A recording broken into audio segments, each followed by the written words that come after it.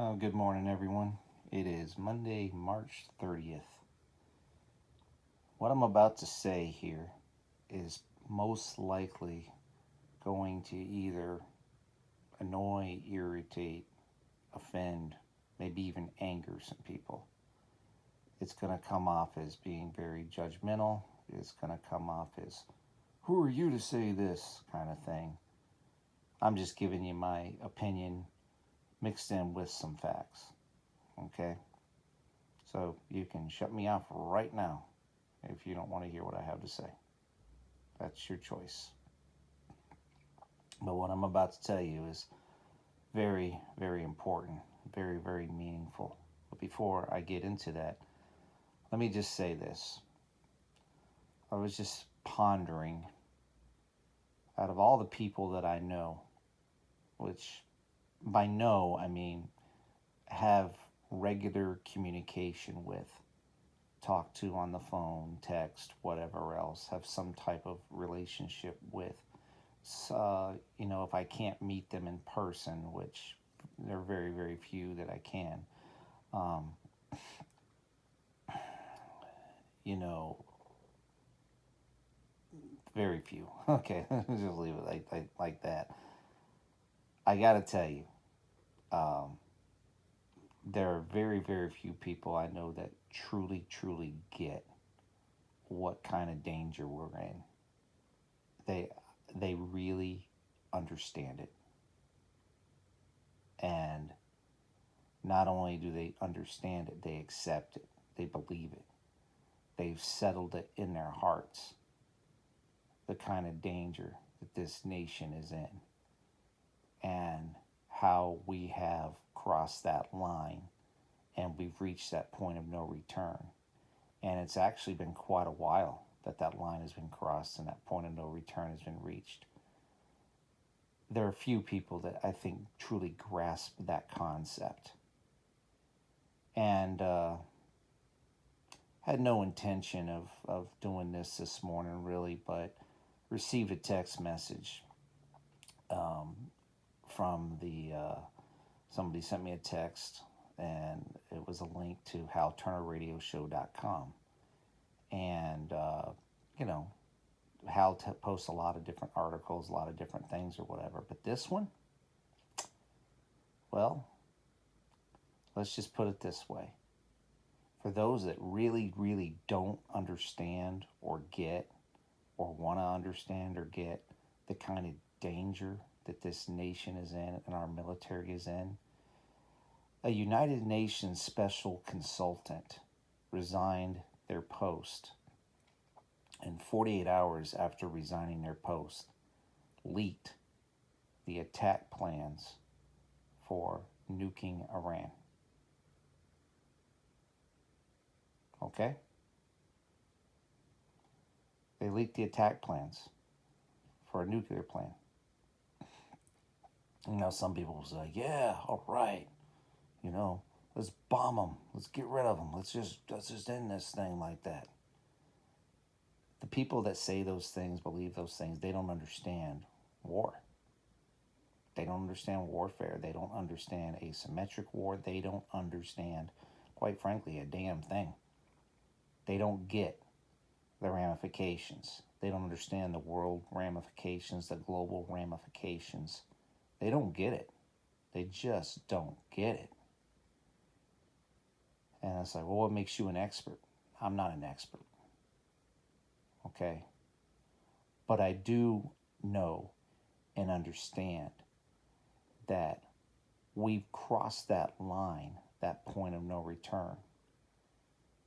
And I remember way back when gay marriage was legalized. I remember way back then, and the tetrad, from the blood moons. I remember Ben Faircloth told me then that was it. He did. He told me then. Whether people want to believe it, accept it, not believe it, whatever else, he told me then. It's like, we've crossed that point now. This is the point of no return. And I know people, they will not accept it. They will not believe it. they would say, no, no, no, America has many years left. And quite frankly, we have. But many years to do what? To do what? What has America, what have people done with the time? And when I listen to people and they make their videos or they do their streams or whatever else, even as good as they are at presenting their case or, exposing this or revealing truth or whatever it is, they still don't grasp the concept that it's over for this nation. That doesn't mean it's over for individuals or over for families or over for people. For this nation as a whole, and before people start saying ignorant things like love it or leave it, and if you don't like America, you can get out. You got to understand the spiritual ramifications of what this nation has done. How we have literally become a modern day Sodom and Gomorrah, Babylon, a land of confusion, a land of chaos, a land of insanity. I'm talking about the nation as a whole. How we have made the world our enemy. How we have no one fears us, no one respects us, and why should they? We have clowns in charge. We have a deranged lunatic that wants to talk about a damn Sharpie pen for 5 minutes. It's just insanity. If you don't know what I'm talking about, look it up. Sit there and talk about a stupid pen, the cost of the pen and how it could cost more and how they can hand them out and how they could get the White House, embroidered on the stupid pen in gold for 5 freaking minutes. They want to talk about a stupid pen. A deranged lunatic that doesn't understand war, doesn't understand the concept of sending sons and daughters off to ceaseless, endless, meaningless battles. Doesn't get it, won't get it, doesn't care. I would go as far as to say that this nation and its so-called leadership has become so satanically evil that they actually want you to die. They want your sons and daughters to die. They want it. They need it for a blood sacrifice. That's how evil it has become. And I don't think many people understand that and can grasp it. Maybe it's because they haven't seen enough. Maybe because they haven't witnessed enough. Maybe it's because it hasn't happened to them or their family.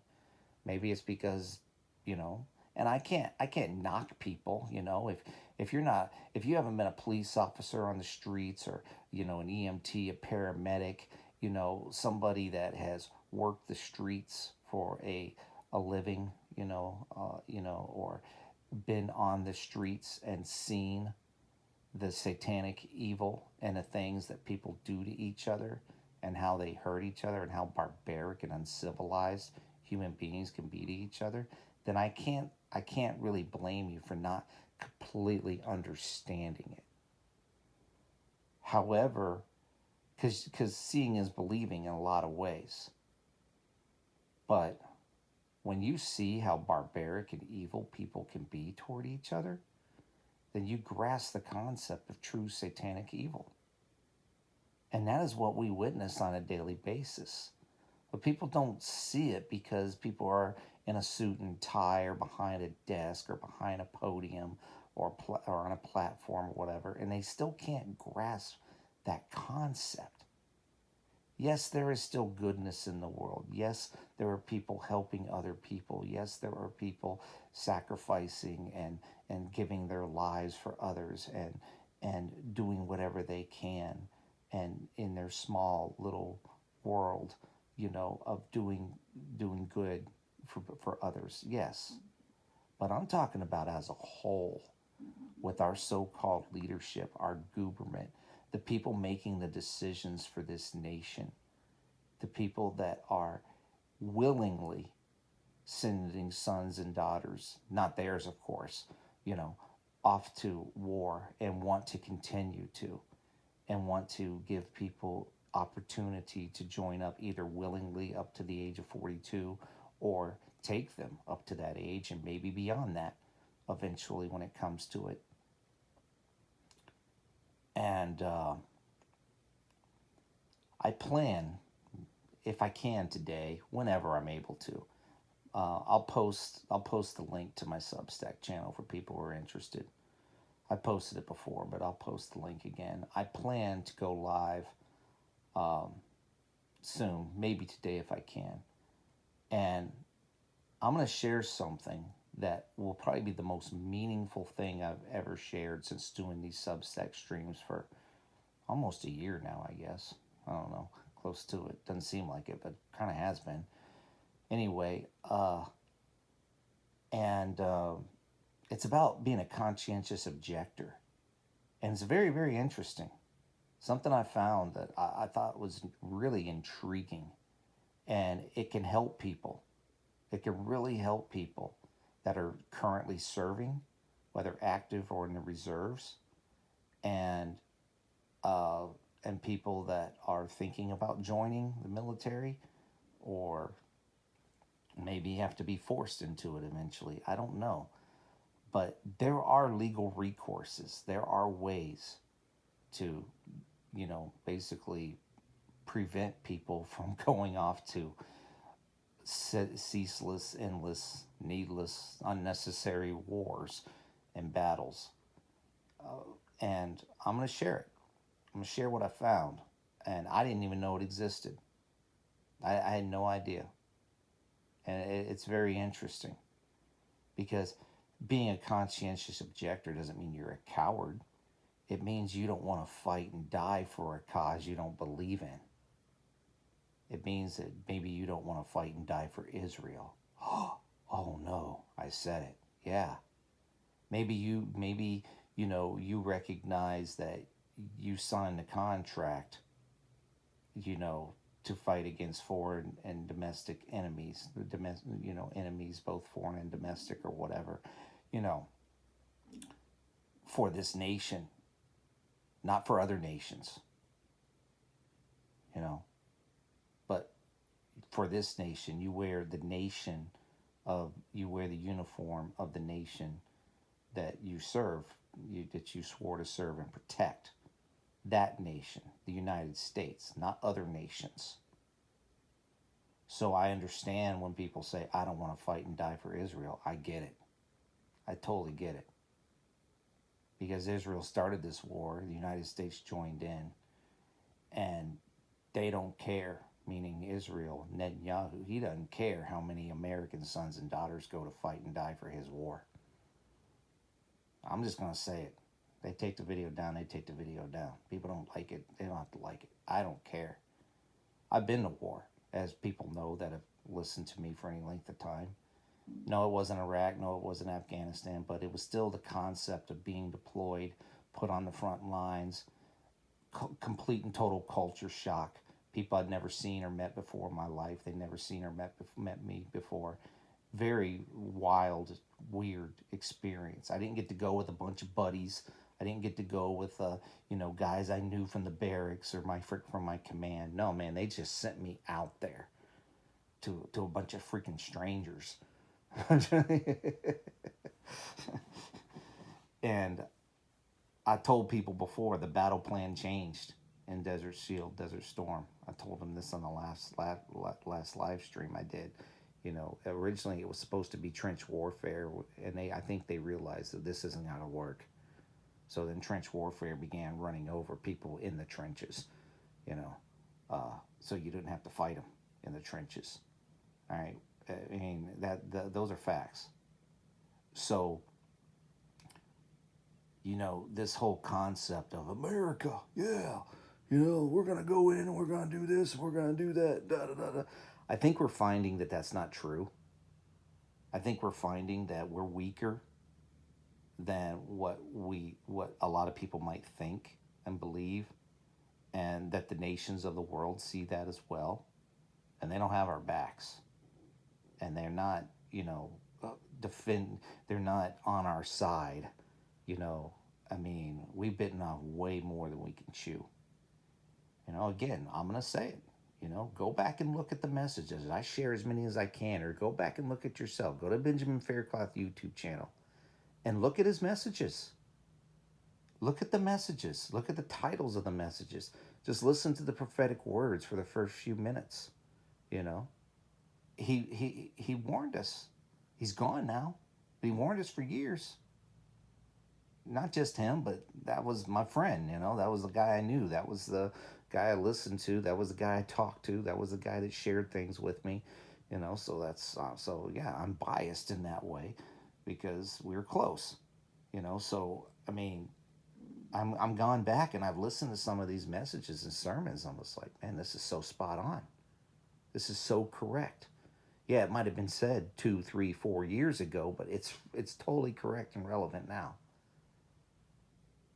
You know, go back and listen if you want. Benjamin Faircloth YouTube channel. Just search out some messages. Sometimes they pop up. They just kind of pop up through the algorithm or whatever on my phone or what have you. And other things they just come to my mind or my heart, and I just search them out. And I go back and I listen to these messages, and I'm just like, man, this is so spot on. This is so correct for the times that we're living in now, for the days that we're living in now. So I don't know.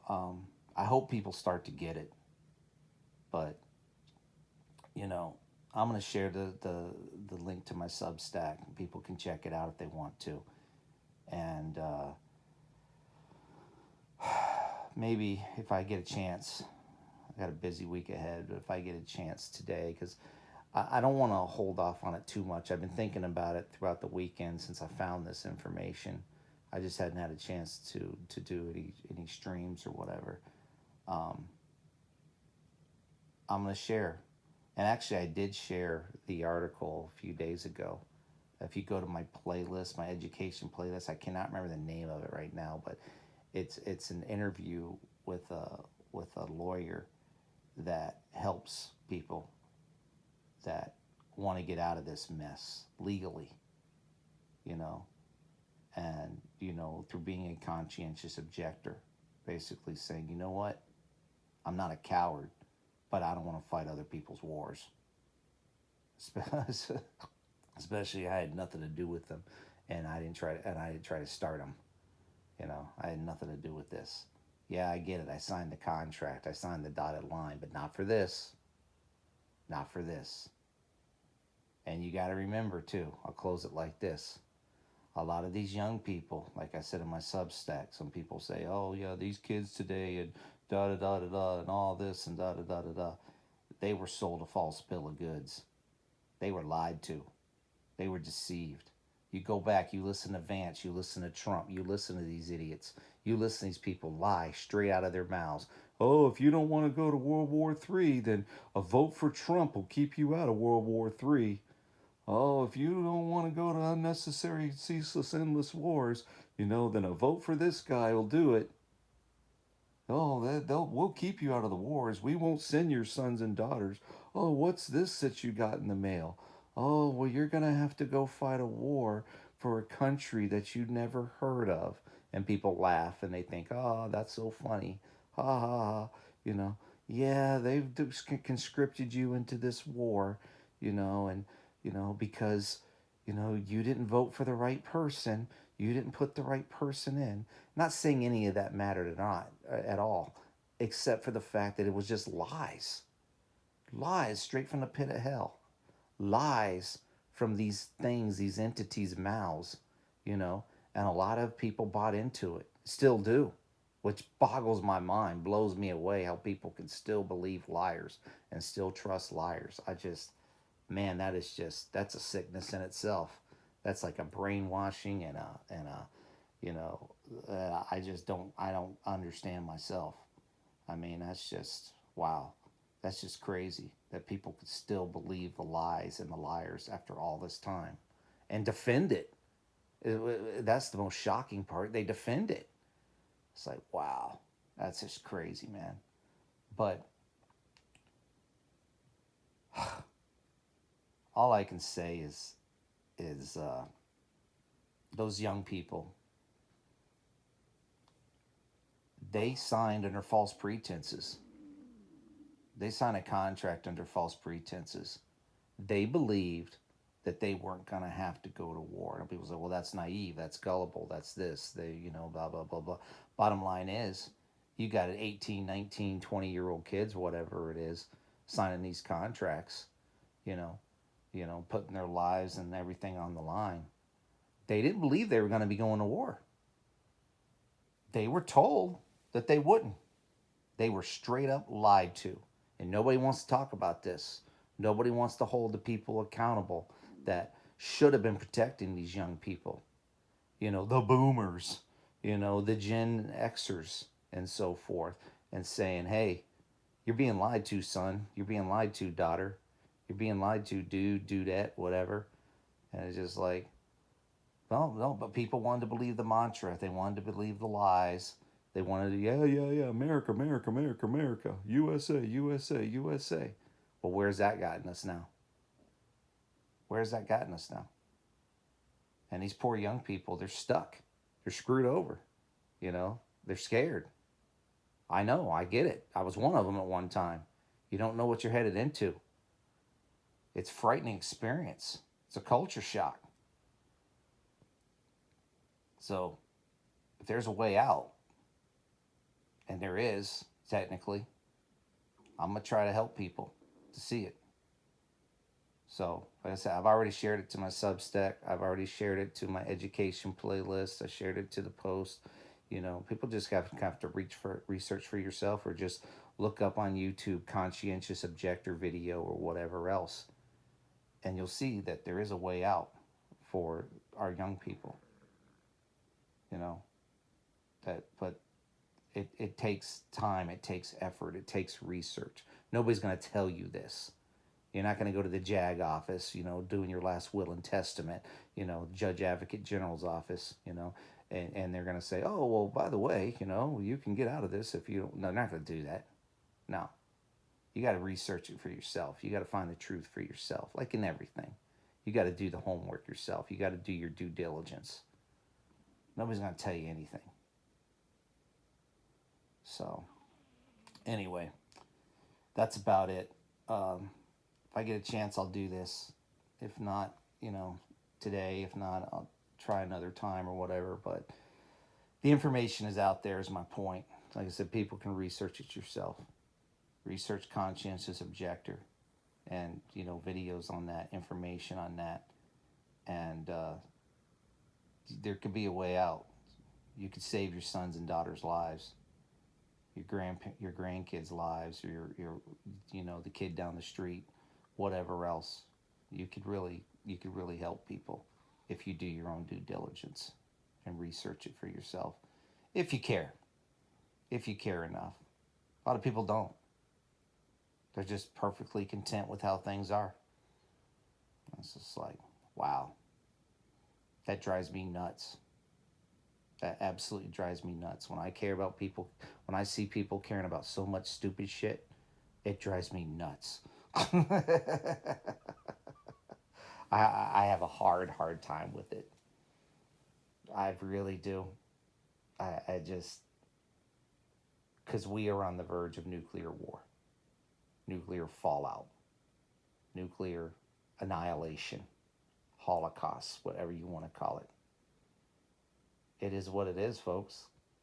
We may have reached that point of no return. And I think we have.